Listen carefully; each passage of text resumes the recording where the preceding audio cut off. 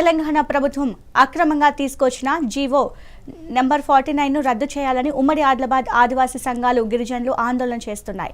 ఆదివాసీ హక్కులను కాలరాసే జీవోను రద్దు చేసి పైసా చట్టాలను అమలు చేసి గుడారాలను కాపాడాలి అంటున్న గిరిజన నాయకులతో మా correspondent Srinivas face to face.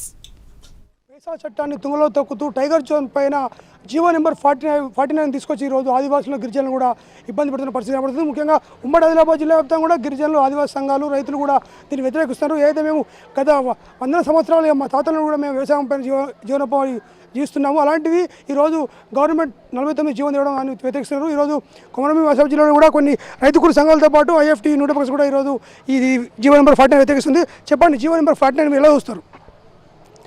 ఈరోజు వాస్తవం చెప్పాలంటే ఆదివాసీ గ్రామాల్లో ఆదివాసులను ఎల్లగొట్టడానికి ఇది ఒక కుట్రపూరితంగా ప్రభుత్వం చేసినటువంటి 49 జీవోను పట్టుకొచ్చేసి ఆదివాసుల హక్కులను కాలరాస్తూ ఏదైతే ఆ రోజు కొమరంభీం ఆదివాసుల కోసం త్యాగాలు చేసి వాళ్ళ హక్కుల కోసం పోరాటాలు చేసి ప్రాణాలు ఇచ్చినటువంటి కొమరంభీం స్ఫూర్తిగా ఈరోజు ఆదివాసులకు సంబంధించినటువంటి విషయంలో మేము మా అఖిల భారత రైతు కూలీ సంఘం ఆధ్వర్యంలో భవిష్యత్తులో ఇప్పటి నుండి కూడాను మేము ఖచ్చితంగా దానికి సంబంధించి మద్దతు ఉంటుంది, మేము పోరాటం చేస్తాం.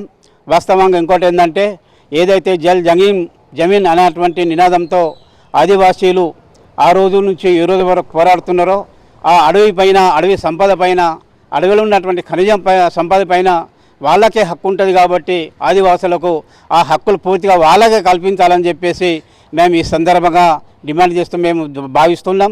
అక్కడ గ్రామీణ ప్రాంతాల్లో గ్రామసభ ద్వారానే 49కి సంబంధించి జీవోను రద్దు చేసినాకనే 49 జీవో రద్దు అయిన తర్వాతనే ఎన్నికల్లో రావాలని చెప్పేసి, ఎన్నికల్లో అడిగేయాలని చెప్పేసి, ప్రజలను ఎన్నికల్లో ఆ ఓట్లు అడగాలని చెప్పి మేము అక్కడి నుంచి ఉద్యమాన్ని స్పాట్ చేసి అక్కడి నుంచి మేము ఉద్యమాన్ని తీవ్రతరం చేసి ప్రభుత్వాన్ని ముందు మెడలు వంచేసి ఆ జీవోను రద్దు అయిన తర్వాతనే మేము ప్రజల్లో రావాలని చెప్పేసి ఈ సందర్భంగా మేము డిమాండ్ చేస్తాం. ఇవాళ నరేంద్ర మోడీ తీసుకొచ్చిన దాన్ని అనుసంధానాలు అడుగుజాడల్లో ఇవాళ రేవంత్ రెడ్డి ఈ కవ్వాల అభయారణ్యంలో ఉన్న గ్రామాలన్నిటిని కూడా ఆ నుంచి ఎల్లగొట్టడానికి ఒక పక్క కుట్ర చేస్తున్నారు. ఈ కుట్రలో ఒక పక్క పోడు భూములకు పట్టాలు ఇవ్వాలని రాష్ట్రంలో ఉద్యమాలు జరుగుతుంటే అసలు పోడు భూముల పట్టాల కట్ట వదిలిపెట్టి ఇవాళ పులుల పేరుతోటి ఒకటో రెండో వచ్చే పులుల పేరుతోటి ఇవాళ అవి కనబడ్డాయి లేవు, ఇక్కడ ఉన్నాయి లేదు, కానీ ఆ పేరుతోటి 339 గ్రామాలను ఇక్కడి నుంచి తరలిస్తున్నారు.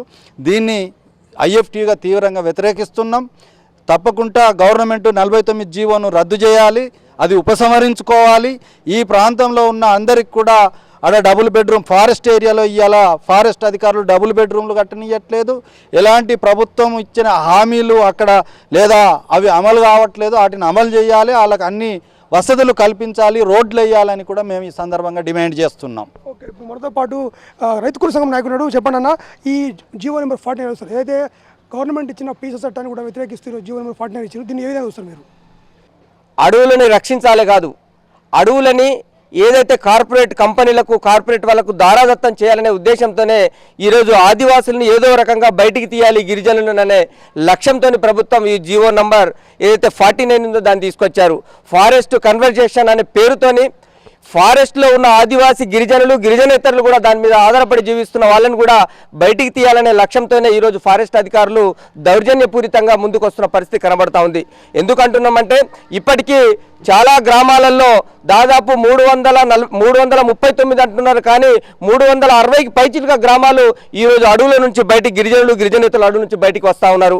పులులు వస్తున్నాయనే లక్ష్యంతోనే వాళ్ళు ఈరోజు ఫారెస్ట్ అధికారులు చెప్తా ఉన్నారు.